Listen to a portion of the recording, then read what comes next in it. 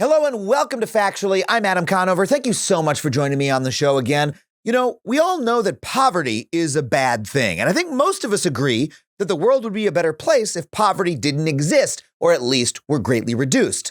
It's not just the human suffering that makes poverty bad, it's also bad for an entire society if a large group of people can barely survive. That's why LBJ waged a war on poverty, and in the booming 1960s, the poverty rate indeed went down a huge 39%.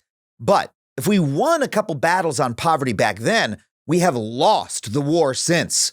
You know, we had a 13% poverty rate in 1980 and an 11.5% poverty rate in 2000, but that rate was basically the same last year. 23 years later. And you know, we talk to some extent in this country about how poverty is bad. We should talk about it more. But you know what we almost never discuss?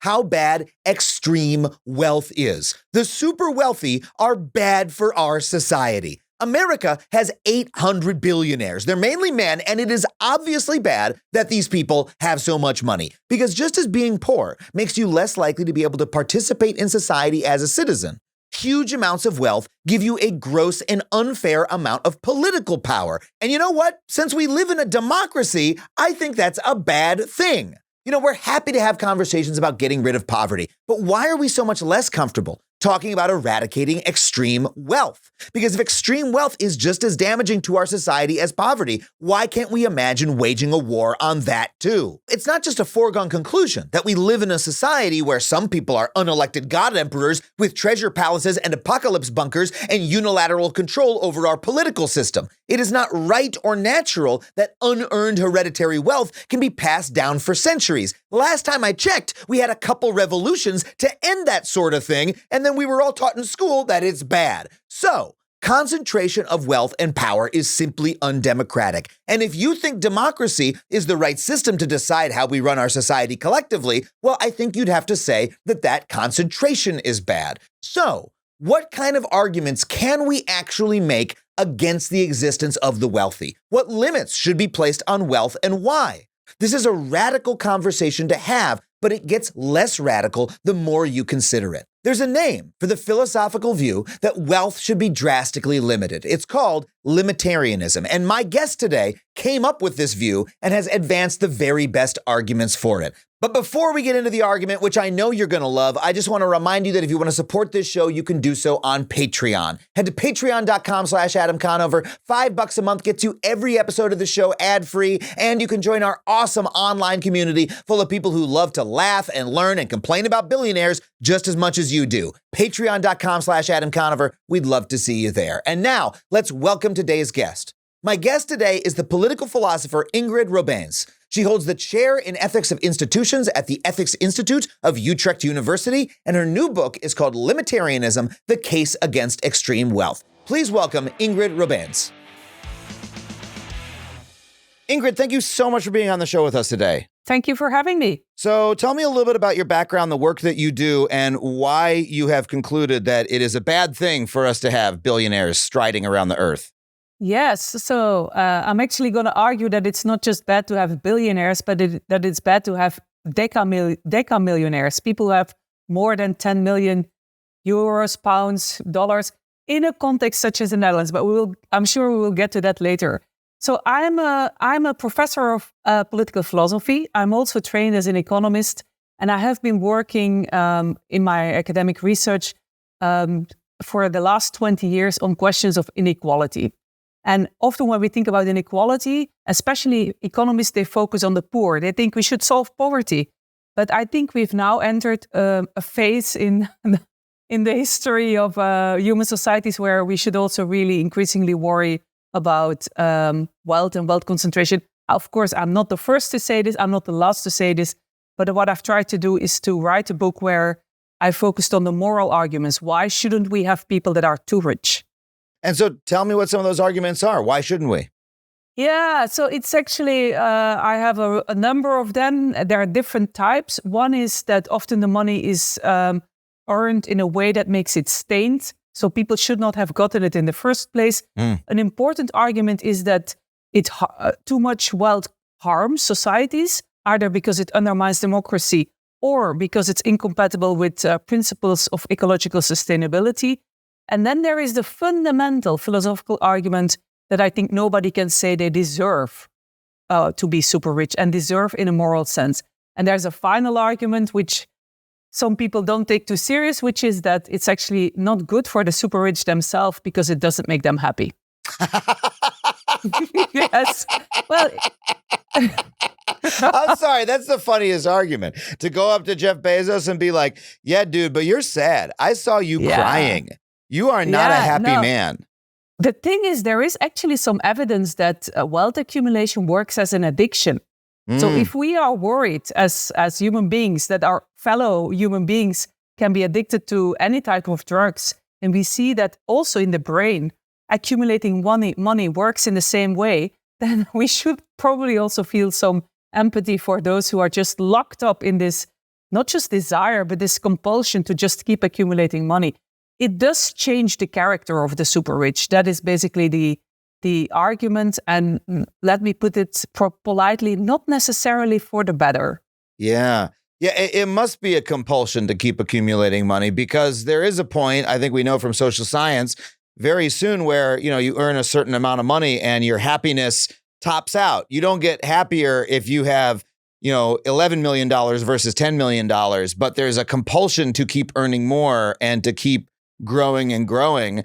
And, I feel it myself sometimes too, when I'm like making this podcast, I'm touring around doing stand-up comedy, and then I'm spending my nights like writing a new YouTube video because I want to, get a couple more views. And sometimes I go, wait, why am I doing this? Does it match my goals? And, I look through, yeah, I think it does right now, but it also might just be that compulsion to do more all the time. And I could see that really, if you're a banker on Wall Street or something like that, and your entire job is that number at the bottom of your spreadsheet, there would be a compulsion to have more and more all the time, and there would be nothing else behind it. Yeah, so talking about Wall Street, there was a Wall Street trader, I can't remember the exact year, but about 10 years ago, who wrote a piece in the New York Times and then later also a book where he mentioned that he was a Wall Street trader, he had no kids, no philanthropic goal to work for, no debts, and still he was angry because his annual bonus had only been like 3 million, and why wasn't it more? And then he realized this was really like an addiction. He had earlier had some alcohol addiction, I think. And so that's really the idea of the addiction. It's not an idea. There is really some evidence in how it works.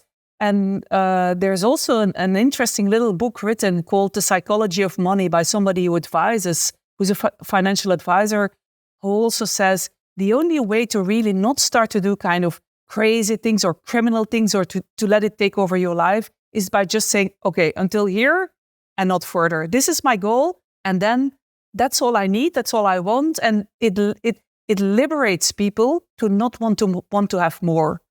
It gives peace of mind. But anyway, I actually think this argument for the super rich themselves, I mentioned it as the last one because I think the really important ones are that it harms us and that it's undeserved. These are the fundamental ones. Well, let's get to those first. That was a very good piece of practical advice for Jeff Bezos if he's listening to the show. Set a limit and then just stop, Jeff, and get some sleep.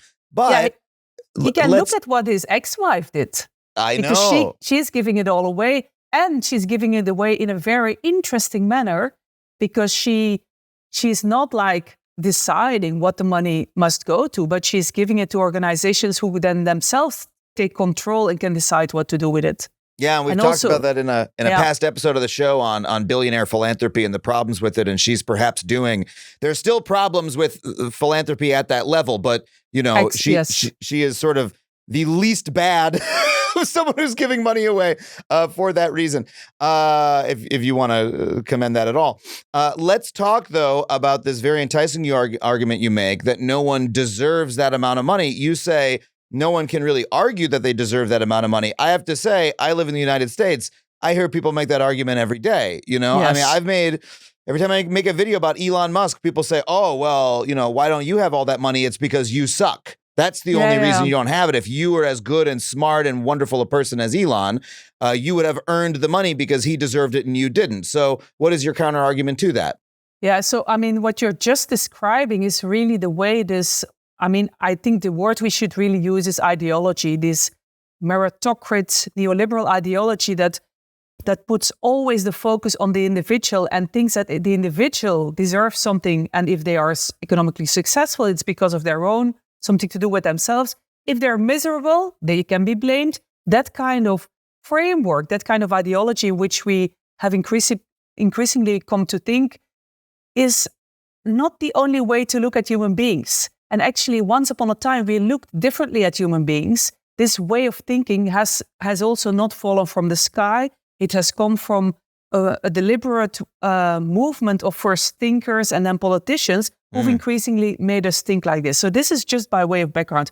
So what do I think is based on what I've been reading in various types of scientific fields? What do I think is the real way we should look at human beings? I think we should put luck central. And luck comes in different forms.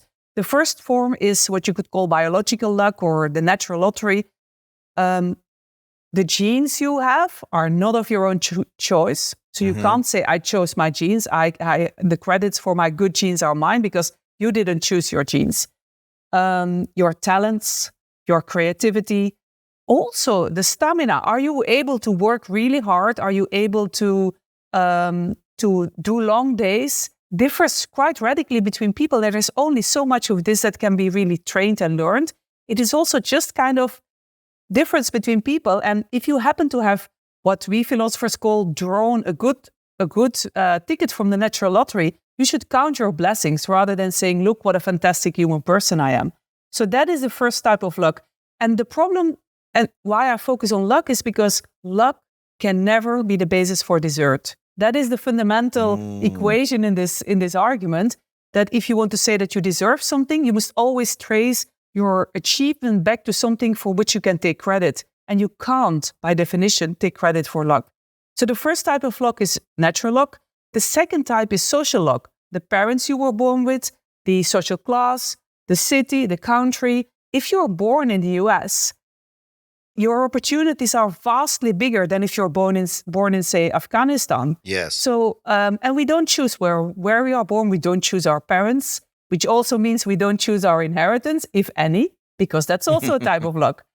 And then the last type of luck is what economists call market luck. So if you have two entrepreneurs who are equally willing to really go the extra mile, put in all the hours, take the risks, then it can still be the case that one of them, because of the way markets work, and they often allocate the big prizes to one winner, it's winner takes all markets, that their luck also plays a role. And while luck may only play a small role in deciding who takes the big prize and who basically disappears or takes a smaller role, say as an artist, luck sometimes is really the pivotal thing. So there is an interesting book written by an economist called Robert Frank, an American economist. It's called Success and Luck. I think that's the title.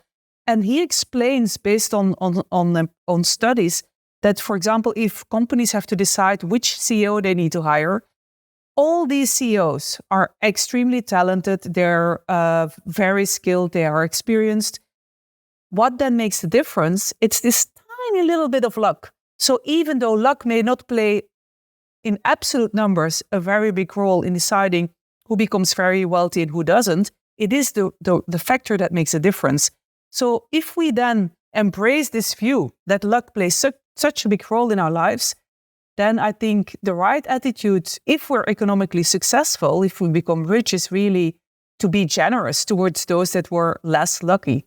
And that, I totally agree, is really fundamentally at odds with the prevailing view in society. With entrepreneurs, so much of the time it matters to be in the right place at the right time. That, if you were selling masks or video conference software in early 2020, something very lucky happened to you that March, right? That caused your business to skyrocket. It wasn't because of your great intelligence. You didn't know it was going to happen, et cetera. Or if you were, I don't know, making steel at the right time during World War II or whatever it was, that these things happen that we can't, take personal responsibility for. I mean, one of the first philosophical questions I can remember asking myself as a child was, why am I here in the United States? Why is my consciousness here in the United States, right? In this body as opposed to any other, right? And it's still something that I find fundamentally mysterious, the fact that there's many humans and I am but one of them, and I happen to be this one, and why am I not a different one? And it's a cosmic dice roll. And yeah, absolutely. Yeah. Yeah. No, and once you start to really realize like the enormous luck we have to be born in a country where, I feel still every day blessed that I'm also in a country. So I prefer countries that have decent social security systems. Decent welfare states also for the compatriots that are less lucky, people who are disabled, who become unemployed or whatever. I still feel lucky that I happen to be here. I could also have been somewhere else. Yeah. And I think once you realize this, so it's really, it's both like, how do we treat each other? How do we allocate kind of, not just financial rewards, but also, I guess, empathy to other people? Because it's not just, this works not just towards those that are extremely successful. I think we should still congratulate people. So you can congratulate me with my book. I will take the congratulations. I can congratulate you with your show. All of that is fine, because in the end we do put in an effort, and it would be kind of strange to treat each other as determinist robots. That's not what I'm arguing for. But I still a bit of modesty in would really, I think, change the way we are generous or not, but also the way we organize society. Yeah. Well, let's talk about some of the other reasons for that humility in a little bit, but I want to get to first what I think is your main argument, which is that billionaires and people who are over decamillionaires are bad for the rest of society, that this sort of concentration is a bad thing in and of itself, even if one were to think one deserves it. Yeah. It's even if a very deserving billionaire were to exist and we were all to say, yes, very good job. We have no problems with how you did it. And, with you having this money, that would still be bad. And tell me why you think that is. Yeah. So I think the case of how wealth concentration undermines democracy, so the principle of political equality, is the clearest, and especially in the US. American political scientists have written papers and books where they argue that the US is actually no longer a democracy, but an oligarchy or plutocracy because of the way money influences politics. And money can influence politics in different ways. The most obvious is donations to political parties or to candidates. And and that is, I think, a significant difference between the US and Europe, because we have quite strict rulings on how much you can donate to a political candidate. Actually, in my country, in the Netherlands, the last government made that rule even more stricter. They decided that each person can give a maximum of 100,000 euros per person per year to politics. Of course, those who want to really have a bigger influence on politics will still try to find a way around, but it's difficult. And also, all the donations to political parties are in an open register, so everybody can see what happens. Wow.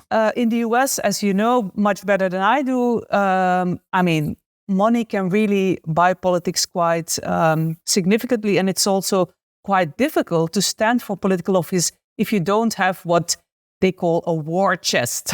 Yeah. So that is unfortunately the reality. So that's one. And then what political scientists have shown is that the policies that follow are really skewed towards the interests of the rich. Yeah. And that is the first problem. The second problem is, or the second mechanism in which this happens let me just dwell on the first problem a little bit, if that's okay. I think we sort of don't talk enough about what we mean by democracy and political equality, which is that it's the ability of average people to have a say in how the country is run and for there to be some level of equality there. And if a small number of people have a vast amount more power than everybody else, that's a major step back towards monarchy or towards aristocracy, where a small number of people are literally running the society that we live in. And it's one of those things where I was like, oh, I was just brought up being told that's what, the American Revolution was about, right? Like that's not American values, is for a small number of people to lord over the rest of us. But that's what inevitably happens when there's too much concentrated wealth. Yes, and I really think it is. The book that I wrote, when I talk about it in continental Europe, I often get the reaction, but this is really an American problem, what you're describing. And it's not true. I mean, I have also lots of scientific studies that show, and also arguments that show that some of the problems are also really, they're universal problems and they play in Europe too. But the problem about how money translates, so basically financial power translating political power, is everywhere, but it's especially, I think, a problem in the US because the walls that you have to build between the sphere of money and the sphere of politics in the US they're very weak. Yeah. Also because, if you say that companies that give money is a form of speech, then of course, what is this kind of reasoning? And that is I guess a very specific problem for the US. It's funny that you mentioned monarchies because I've lived all my life in monarchies, first in Belgium and then in the Netherlands. But our monarchs have like almost no power. Yeah. They in Belgium, they say that actually the monarch keeps the country together. So that's the main role they play. They're kept in such a little box, I mean, I knew some people who were a little mad about all the gossip about, the British royal family. And I'm like, that is all they're for at this point. They're just there for everyone else to gossip about. This is the only purpose. They have no other role. So they play a different role. They have, in any case, very little political power. I think the question you asked about what is democracy really is a fundamental one. So it is not just having the right to vote. It's also being able to vote. So, for example, not having you being hindered from voting. It's also, all the other factors that can prevent people from voting, but also political participation. In the end, the ideal democracy, which is an ideal, so we will never be able to fully reach that, is that we govern ourselves together. That means that everybody who wants to and has an interest has an equal potential influence on society, and we are very far from this.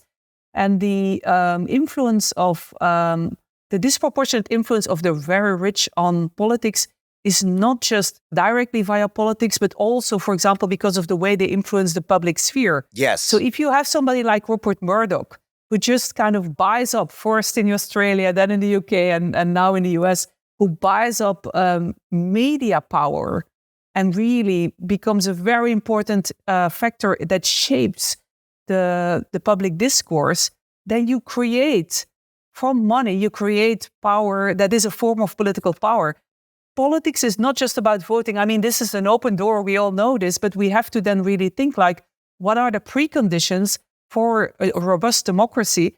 And I think that having, for example, also public institutions that are outside the sphere of money, like have education outside, so have basically high quality public education, high quality public universities, high quality public media. These are all, I think, very important to get a kind of political ecosystem that protects democracy.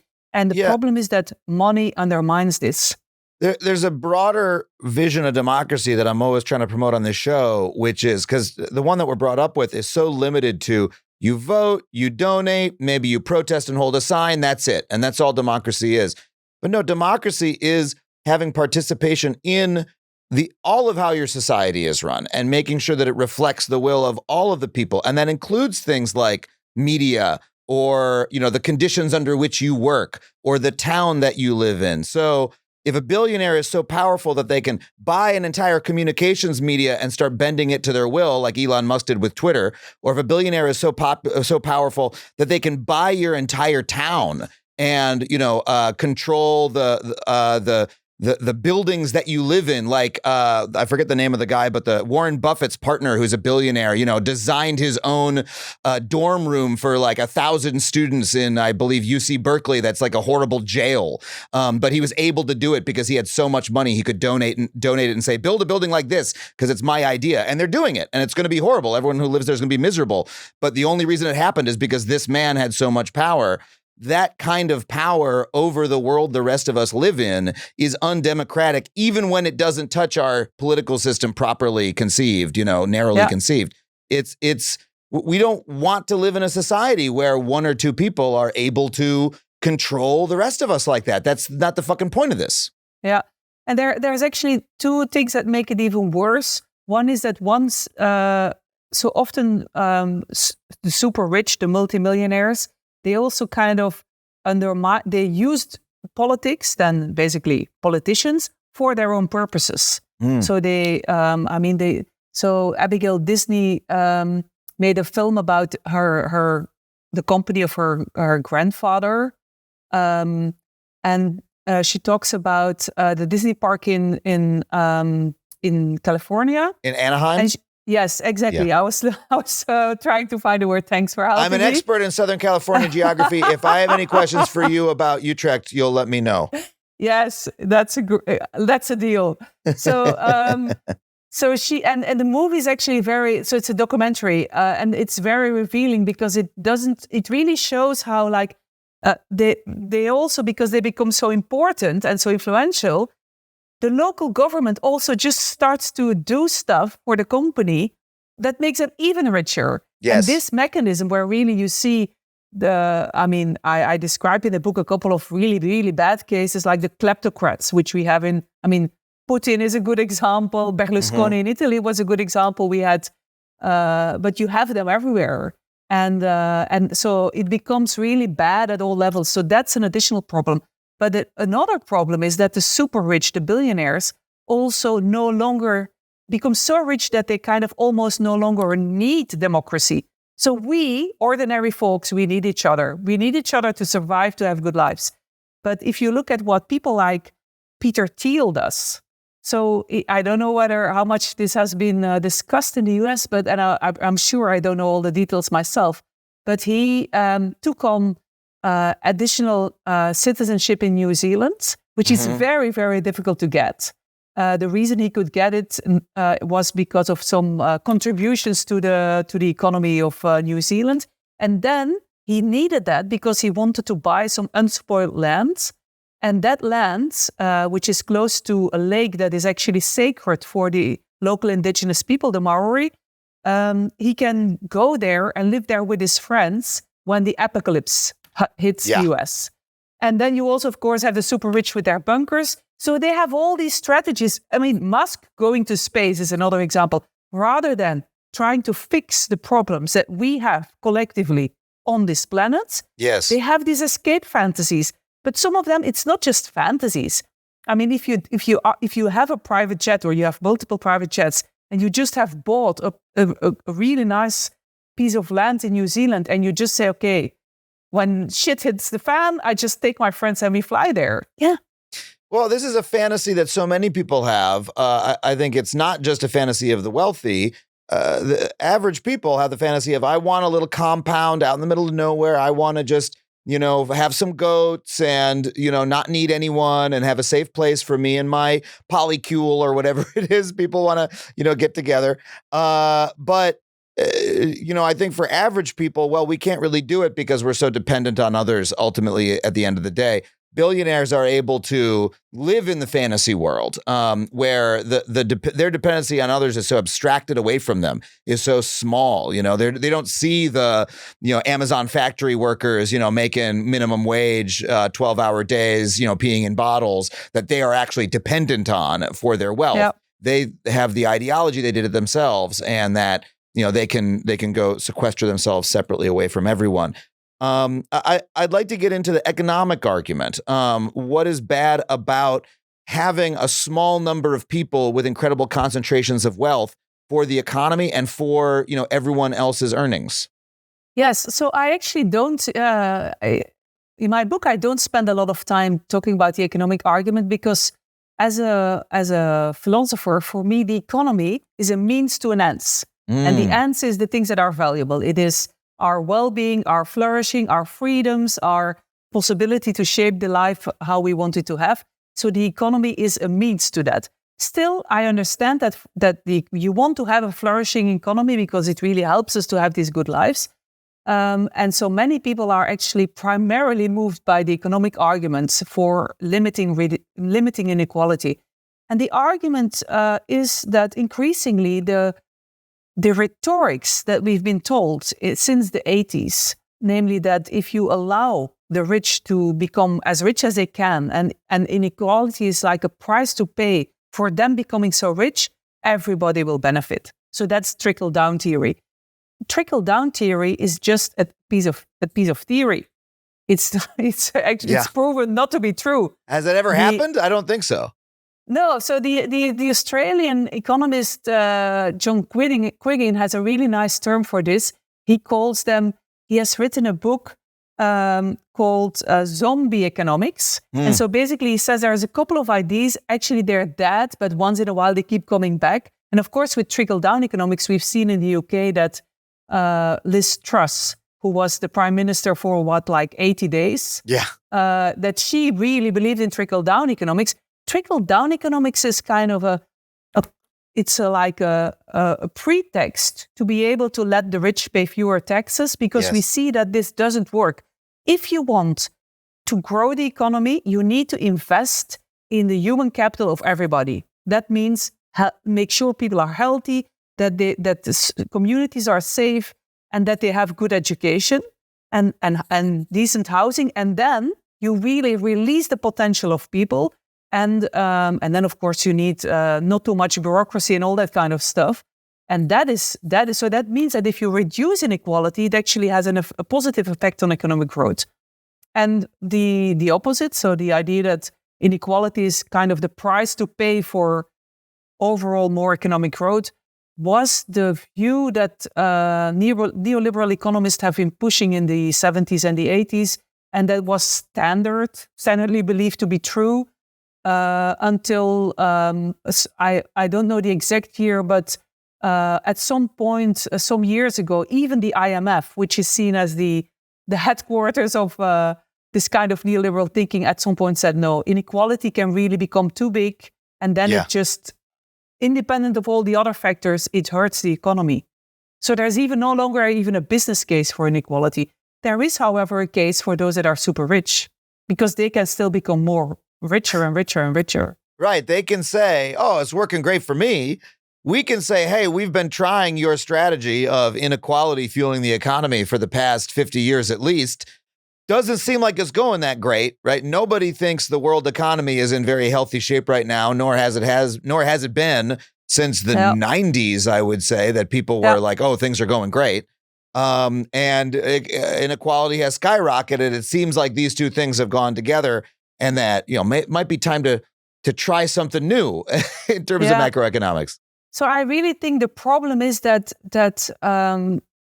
we, and then when I say we, I mean ordinary folks, we like not to talk about economics. We think economics is complicated. We think it's boring. So we leave all of that to other people. And then, of course, when politicians tell us something about the economy, we have no idea so we basically believe them because they have beautiful eyes, or because we think they're a guy with whom we can go and have a beer at a barbecue. So you listen to the economists because they have beautiful eyes. Well, I don't love know. that. No, I don't know what the reason is, but I think we should really empower ourselves in terms of economic literacy, so that we are able to really question what politicians are telling us when they propose economic policies. Well, I've heard this argument, and I actually would really like to get someone on the show to dive into it. The argument that, economics has been treated as perhaps too hard of a science for the past few decades, and that, politicians will tend to listen to economists. The economist says blah, blah, blah, and say, oh, well, the economist said it, we must do it, without realizing that, economics is a very interpretive field, that there's a lot of ideology in it, and that, we've been listening to a field that's been dominated by a certain ideology of economics for a very long time without really questioning it, which is not the case in sciences such as physics, climatology, et cetera. These are sciences that, have a lot more objective reality to it. But economics is a social science. And it's as though we were all listening to Freudian psychoanalysts as though they were, telling us the truth. Well, there's a lot of truth in it, but we know that that's one school among many. And that's sort of the same thing that's happened with economics. No, that's absolutely true. Yeah. So basically, You hit the nail. Yeah, that's just true. Yeah. So I think, but I should also say, I think the politicians, when they talk about economics, they really cherry pick what they like, and they also cherry pick, of course, the economists they will put as their advisors. Yes. Because economists, although I have a lot of criticism on economics as an academic discipline, I also think, for example, economists have been arguing for pricing the damage we do to the environment for as long as I can remember. I remember when I was an economics student, and that's like more than 30 years ago, that we had a professor already having a whole team of researchers talking about what economists then call internalizing the negative externalities into the price. So basically, how can you make sure that if somebody sells a product, that the harm to the environment is actually factored into the price so that they will sell less and that there will be some compensation. And there you just see that we are still ruining the environment. Yeah. So I think it's a mixed thing about how much we should blame economists as a profession. But I do think it's definitely the case that they have become very, they've weeded out all the heterodox, what we tend to call heterodox schools. And they've also, and then I'm talking really as somebody who first studied economics and then studied philosophy, they have tried to pretend to be like physics. Mm-hmm. Some economic methodologies call this the physics envy among economists. And there's papers written about this. But economics, because it's about society, ultimately is also about what we owe to each other. And that is the core of ethics and political philosophy. Yes. So you can't separate economics from normative questions. What is good? What is desirable? What is better? Yes. And that for me is really, where I like to make a contribution. And economics is built on, it's a human thing, right? Money is something that humans invented, right? I love, the writer Yuval Noah Harari, who I don't always agree with, but has a wonderful argument about, poverty is imaginary. We made it up. It's not a feature of the natural universe. It's a human thing that we created, that some people have a lot of money and some people don't. And people tomorrow could decide to do something different, and different rules would apply. And that's a fundamental way that economics is different from physics, because the same is not true. So, but this is, here you're talking about poverty. I mean, this is really a very, very interesting example of how economics is, not just economics, but also economic policy judgments are ideological. Because one of the arguments that have been made in favor of capitalism in the form that we have it is, look at what capitalism did with the global poor. The number of people living in absolute poverty has really plummeted. And it's true. And then people looking at those data will say, yeah, capitalism, no other system has ever done this, so capitalism is the best system we have for the poor. And that's where their argument ends. And then basically we have to start to ask questions, what is that poverty line? It turns out that poverty line is $2.2 purchasing power parity per day. That means what you can buy with $2.2 in the US per day. It's not what you can buy with $2.2 in Antananarivo or Kabul or wherever. Wow. So that means that line is way too low. So you should have say $11, and then you still see that there are still many, many people in poverty. But I think the much more fundamental question that economists and politicians should ask themselves is, all right, it's true, the number of people that live in absolute poverty has become much, much smaller. But what had been alternative scenarios that would also have been economically feasible?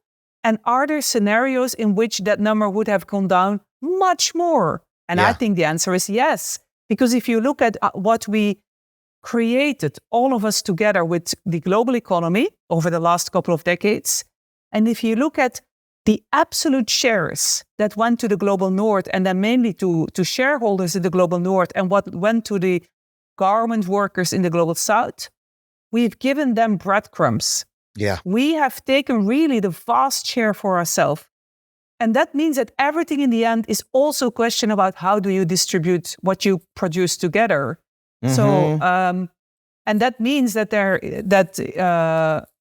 it's true that poverty is in that sense, well, imaginary. I don't know whether I would use that word, but it is to some extent what we choose, because we could have chosen for a different division of the economic gains in which we would have much fewer people in poverty. So people say, hey, look at this. A whole lot of people used to make $1 a day. Now they make $2 a day. Capitalism is a big success.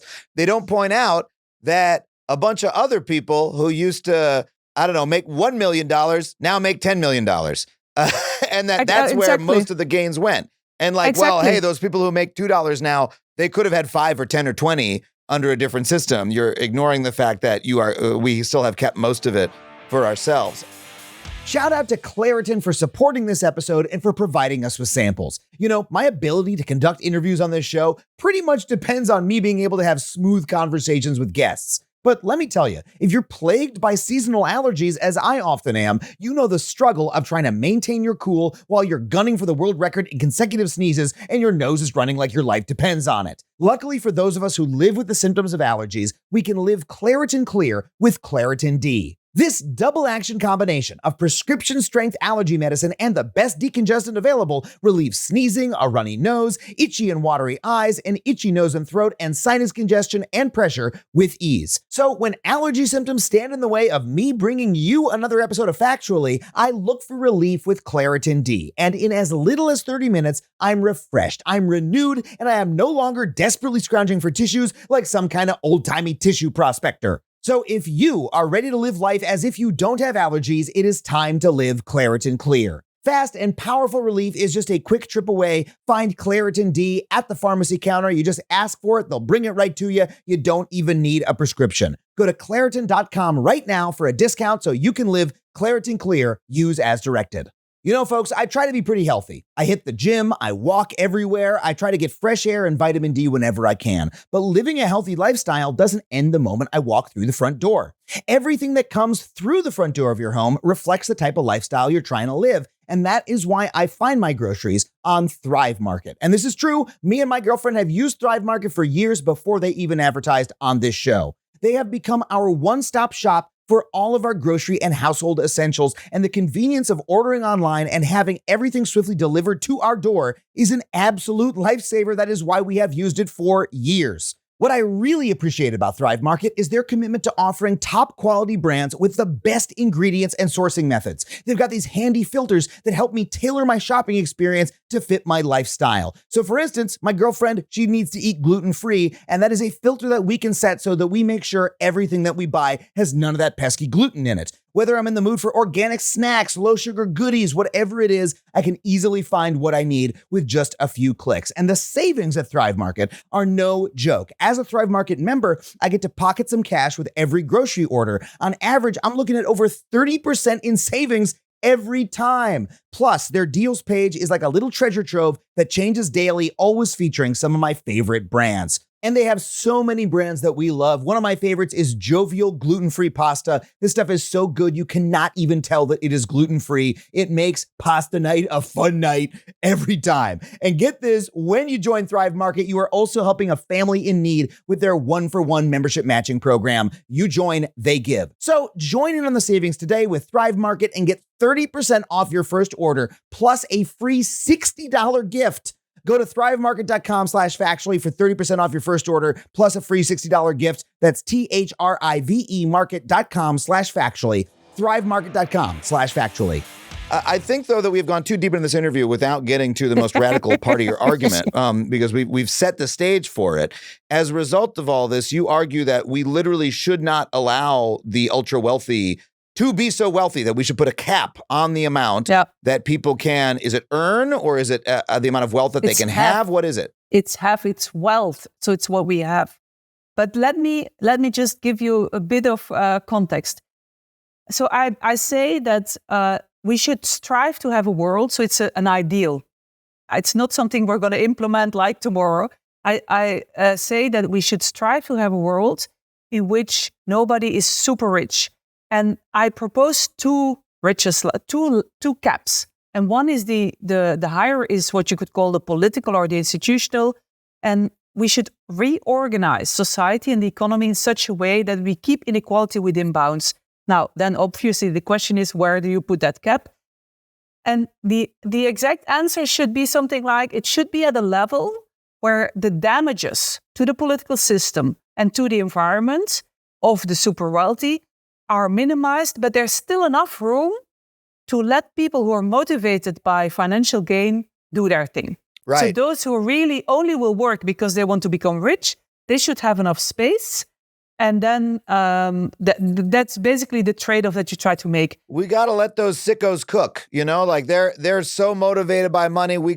There's people who are born like that every day. We got to give them something to do or they're going to go nuts. Yes, but the question is, so some people say to me, oh, but actually there was a book review in The Economist that says, no, this is crazy because if people do not know that they could become super, super, super rich, they will no longer become entrepreneurs. And then my answer is, how? Why do you think this is the case? Yeah.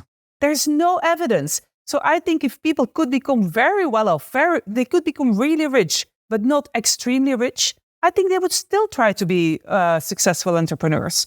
So I think this is, again, a kind of almost an exchange of rhetorics. But what you should then do is to organize society in such a way that, of course, the taxation would be much more progressive, that there would be taxation on capital gains and on income from on income from entrepreneurship at the same level as on income from labor, which we don't have now, because now we tax labor much more than we tax capital. Yeah. And I guess and then if you ask what would be the number, I think it would also depend on how society looks like. So the more you have in a society public goods, a decent healthcare system, public education, and so forth, things outside of the sphere of the market and profit-making capitalism, the more you have those things, the lower that level can be. So I suggest, but this is really like a ballpark figure and as a start for the debate on this, that in a country such as the one as where I live, the Netherlands, where we do have a public pension system, all of us are entitled to public pension, which is roughly around the poverty line. And then we try to save for having additional pension. And we have high quality public education, and we have a healthcare system for all, which is, it's like not like the British system, which is completely public. It's a regulated, more mixed system. I say for a society like this, 10 million. I know in the US, people would say 10 million. 10 million. That's not enough. I can't even send my kid to private school and like fuel my private jet for 10 million. Exactly. We don't need private school. So that is the thing, of course, that you could say, well, I mean, I don't mind if people say, well, in the US, perhaps in current circumstances, make it, I don't know, 20 or 50, or even if you want 100 million, but definitely not a billion. You don't need a billion. Nobody needs a billion. So I think the idea that you hear in American politics that we shouldn't have any billionaires is just not ambitious enough. So that is the political limit. Wow. And then there is a second limit, which is really just the answer to the question, how much do I as an individual need? Yeah. And there I did some research together with colleagues from economic sociology. And we asked a representative survey, a sample of Dutch people, where they say, so we gave them descriptions of the material quality of life of imaginary families. And we asked to give them a label. Is this person poor, reasonably well off, very well off, rich? So rich, the phrasing was, nobody needs so much money, this is too much. Mm-hmm, mm-hmm. And then we increasingly made the descriptions more affluent, and we were able then to make an estimate of where the Dutch would draw that line. And for a family of 2 parents, 2 children, data for 2018, so that's pre-inflation, we found that they said that around 2.2 million euros, people say, okay, now it's enough for this family. Yeah. So I therefore say in the book, I think if you have as an individual, if you have 1 million in a country such as the Netherlands, I have to repeat this, you have enough. And I should say, I often give lectures to citizens, or I'm in a debate, and then I'm sometimes challenged that somebody says, but why 1 million? Why not much? Isn't that too low? And then I just ask people in the room, okay, who here in this room has less than 1 million and still feels they have everything they need? And then all those hands go up. Yeah. I just think we don't need, also you should know, if you just look at the data, the vast majority of people do not have so much money. Yeah. So it is just this fixation with always having more that has become this almost like ideological thing that has spread throughout the world. Oh my God. And I think we should get that back into the bottle. The argument that you're making, I'm imagining you arguing with a billionaire, right? Who says, well, hold on a second, you can't do this. I need this money. And then you're like, okay, who here's happy with their, much less than $1 billion and thinks they have everything that they need in the world? And 99% of the hands go up. And then you go back to this billionaire. Okay, why do you need the money? Yeah. Like, what do you need it for? Like, what is it for? Other than, building monuments to yourself, donating to your favorite causes. Okay, that's fine, but everyone has a favorite cause. Why should you get to choose your favorite cause versus anybody else? It's a status and a power thing. It's really status and power. And that is really where I think, okay, status and power, there are different ways in which we can try to acquire status and power. But the problem with money is that if money becomes a thing by which you try to acquire status and power, it harms the rest of us. Yeah. Because of the reasons we discussed, and also because it deprives money to the government who needs that money to alleviate poverty, to build roads and all that other stuff. You can You can also have status and power with $10 million. You don't need $1 billion to do it. I agree. I'm lucky enough that I've been able to donate to a local politician who I care about well enough that I get to go to a little event and shake their hand, and they say thank you. That makes me feel good, and also it's someone I believe in, and it's within it's a legal limit, right? It's like $800 here in LA. And you know what? That's plenty. You know what I mean? Get to feel a little bit special, get to help out. I could donate more than that to a local nonprofit. And then, maybe they put my name in the newsletter or whatever it is. That's a healthy version of this dynamic that people want. It's when you inflate it to the 100 million or the billion level that it becomes toxic, that no one needs quite that much status. Exactly. So the funny thing is that with donations and philanthropy, so I have a chapter in the book that's called, now I forgot the title. It's something like, oh yes, it is, Philanthropy is Not the Solution. That's the title of that chapter. And the problem, and so basically there is something paradoxical almost that I do in that chapter, because on the one hand, I argue that I think all of us should really consider whether we may have too much. Because we have, for example, say upper middle class people who just were lucky because their houses, they bought a house in, say, the 90s for just very little money. And then there was a boom in housing prices, and now they're old and they're sitting on this house that is worth more than $1 million. Well, I think, should they give $1 million to their kids? I'm not sure. Or there can be other reasons. So I think the question, can I give more, is a question that I think many more people can ask themselves than only those that have more than $1 million or 10 million. Yeah. So that is where I think actually giving is a good thing. But the problem is when the giving comes with power, then it's problematic. So I think small money donations, small money philanthropy, what everybody can do is very good because it doesn't have any power.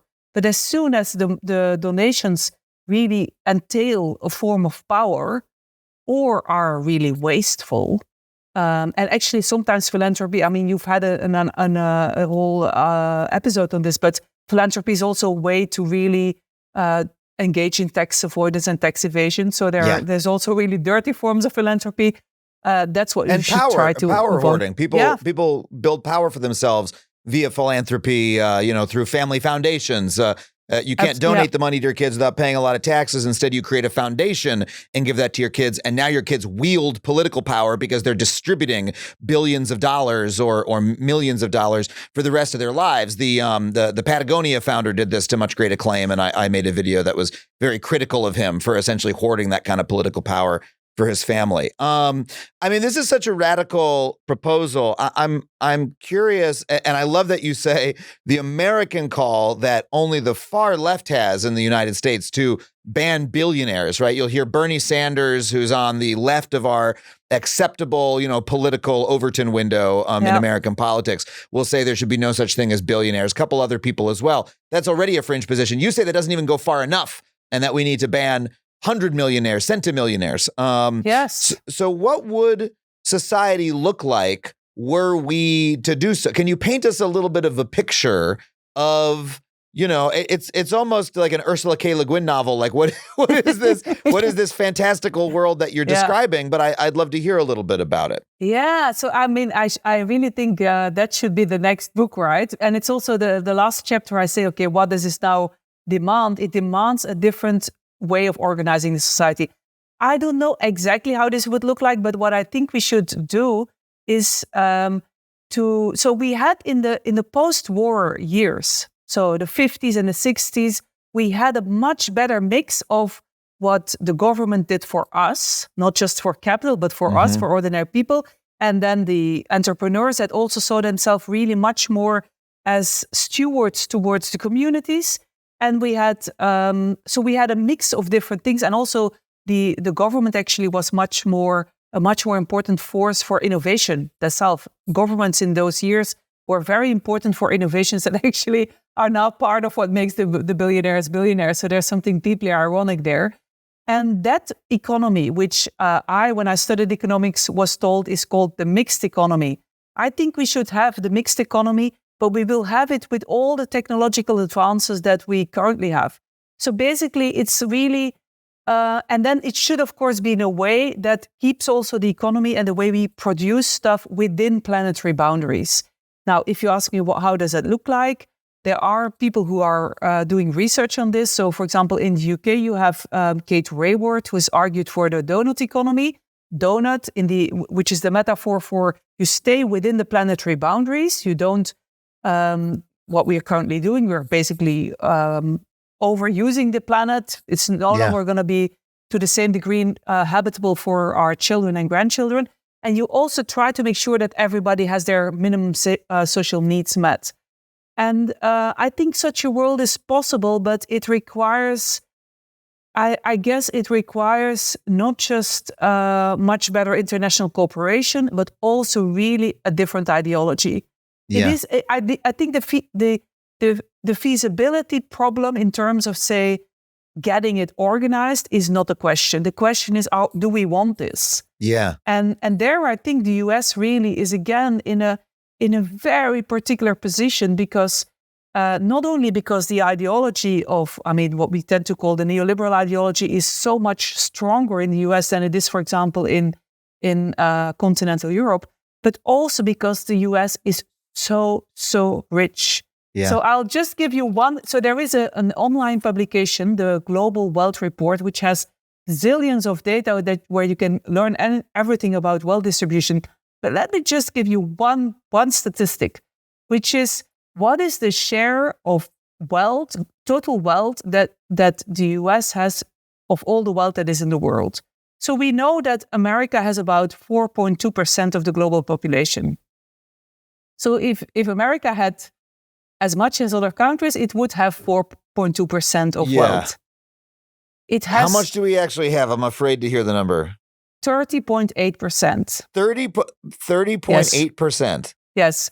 So, and also if you look at all the other statistics in that report, like the number of ultra wealth, what financial people call ultra wealthy people, and the number of billionaires, all that, most of the money really in the world is in the US. I mean, yes, it's true. China is growing. You have billionaires in all countries.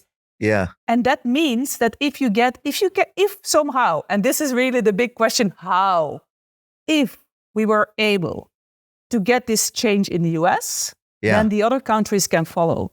But I think if we can't, so I think really. And yet, this is probably the hardest place to make it happen, because this is where we've got all the rich people and they have all the power and they're running the country, right? Yeah, and so this is really the question, like how to change this, and this is now where it's almost so sad that we have to start making jokes about it. But I think the only solution really is democracy. Yeah. But then we're talking about American democracy, right? Right. Yeah. Which is in its the own election year. So, but I just think the only solution really is to have a mass mobilization and make people understand what's genuine in their interest, and not what they should just believe that politicians are saying. And the problem also, of course, which scholars have documented in detail, is that the more, you could say, leftist leaders, say the Democrats in the US, or Labour in the UK, or social democratic parties in continental Europe, they have all really also adopted that neoliberal strategy. They have let ordinary people down. And that means, of course, that now we have a crisis of democracy. So we are in a very, very bad situation. So thank goodness we have comedians who make us laugh once in a while, so that we can keep going. Yeah, gallows humor is what this show specializes in, as we're on our way to the death of democracy. When you describe this, position as limitarianism, do you think it's compatible at all with capitalism as an economic system, or is it? Is this a form of socialism? We don't need to get too deep into the classification of these things, but I'm curious if you think it's compatible with capitalism at all. Yeah. So if the economic system that we had after the World War, so this mixed system of having, so I think what people would generally label social democracy, if social democracy is seen as a form of capitalism, which I would say it is a form of capitalism, but a kind of a good form of capitalism, then the answer is yes. A better form, but the thing is that I know we can get stuck into definitions, but if, of course, the ultimate thing of capitalism is unconstrained profit-seeking, then the answer is no. I mean, I think profit is, so the defenders of capitalism will say that profit is a force for good, because it will make sure that I, as an entrepreneur, will deliver something that meets the need of another person. And I do this because I seek a profit and they get their desires or their needs met. So that's the magic. But that's the magic of markets. And I think, so the question is just, can we have this system where we are satisfied with decent profits, good profits, but not boundless profits? If the answer is yes, then we can have capitalism. If the answer is no, then I don't know what we're going to have. So some people think we're going to have the pitchforks. I want you to address someone like Jeff Bezos directly to end the episode, because if I'm imagining, I'm going to put myself in his position, right? And what I think he actually believes. And I think what he believes is, yes, I have amassed great wealth. I have done so by creating more wealth for everybody else. I created this gigantic company. I grew it. So many people have made so much money, from, the people who sell products on my platform to the guys who drive the trucks, even the warehouse workers. Oh, they weren't doing, that part of the country, they didn't have that many good jobs, and we've given them jobs, and, they've made some money where they couldn't make some before. And the reason I have so much is because I have been an engine for so many other people getting so much as well. And so if you stop people like me from existing, everybody will in fact be poorer. I think that's what they genuinely believe, because everyone believes they're a good person and everyone has a justification for why that's the case. And so if you could sit him down, what would you tell him about why he is wrong about that and what would in fact be better? Yeah. So I'm serious when I say, if people like Jeff Bezos want to have a chat with me, they can Google me and call me, and I talk with everybody. Great. So, but what I would say to him if I were to meet him is that no money, no wealth is created can be created by a person by themselves. Yes. So, I mean, I have in the book this example of take somebody like Jeff Bezos and some of his friends and put them to an island which has enough to survive, and let's see how rich they can become. They cannot become rich. That means all wealth, individual wealth, is because of collaborations within society. And that means that if he says, I create these jobs for all these people and I produce all these services, the question about distribution cannot be avoided. Yeah. You always have to ask, okay, we produce this together. So how much do I take and how much do I give to the workers, to all the people in the supply chain? And that's where it goes wrong. So he basically is giving them as little as he can to still be able to run his company. And that's really, and if you then look at what he gives them, also the working conditions, I think it just meets the definition of exploitation. Yeah. And it's actually interesting that when his former wife, Mackenzie Scott, when they divorced and she got, I think, 1/4 of his Amazon shares, she wrote this letter on Medium, where she said something like, she announced that she was going to give away all her money. And then she said, I do not doubt that the wealth that is in the hands of individuals is actually being created by forces that provide countless opportunities for some and are obstacles to others. And I just think we should stop thinking about, okay, what did I as an individual create? And we should see it as, what do we create together? It's almost impossible to do something without others.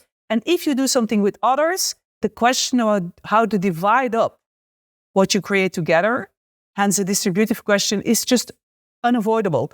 If you do not ask it, it is because you are in a power position to dictate to the others what you take and what they will get. That is a wonderful answer. It's a flip to look at, I've given these people so many jobs. How about all those people with those jobs created all of the wealth and you are taking an outsized portion of it? And in fact, if you did not take so much, they would be even wealthier. Absolutely. Is the question to ask.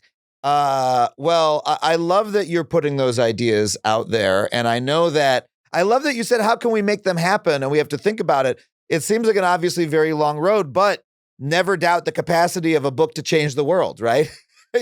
Karl Marx did it, Adam Smith did it, right? And there it is. Yes. Hold it up one more time for us so we can see. I should say something. So here's the book I've written, but I should say something about the length that ideas can take. So the people who have influenced, the thinkers who've influenced our current ideology. So that's Friedrich von Hayek and Milton Friedman and others. They wrote their books they started to write their books in the 40s. They seized power around 1980. So we are in there for the long run. This is not going to be something that we're going to implement tomorrow. We have to start changing the ideology, because if you can't change policies without changing the way people see themselves, see society. So I think in this change in this sequence of change, the first thing that needs to change is the ideas. And that's where we are now. And I'm not alone. There are many people who are writing books, producing movies. Yes. And that's where we need to do the hard work and just not give up. Well, thank you so much for being on the show. You were absolutely wonderful to talk to. I couldn't have loved it more. People should pick up a copy of the book. It's called Limitarianism. You can pick up a copy at our special bookshop, factuallypod.com/books. Where else can people find it, and where can they follow your work, Ingrid? I would say if you want to buy a book, go to your local bookshop and they can order it for you. And people can, I have a unique name. My surname and my first name, Ingrid Robeyns. There's only one person in the world. So if you Google me, you can find out what I do and what I write. So, and really, thanks for having me on the show. It was a great conversation. You've been so wonderful, Ingrid. Thank you so much. Thank you. Well, thank you once again to Ingrid Robeyns for coming on the show. If you loved that conversation as much as I did, pick up a copy of her book at factuallypod.com/books. And a reminder, when you do so, you'll be supporting not just this show, but your local bookstore as well. If you want to support this show directly, you can do so on Patreon.